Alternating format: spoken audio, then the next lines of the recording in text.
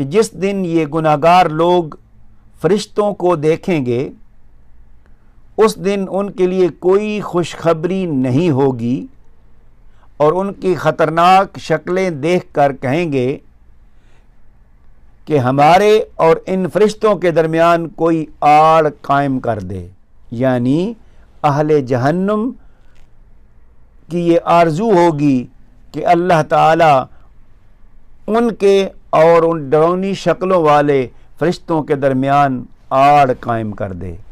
اللہ کریم ہمیں جہنم سے محفوظ رکھے. معزز سامعین و ناظرین،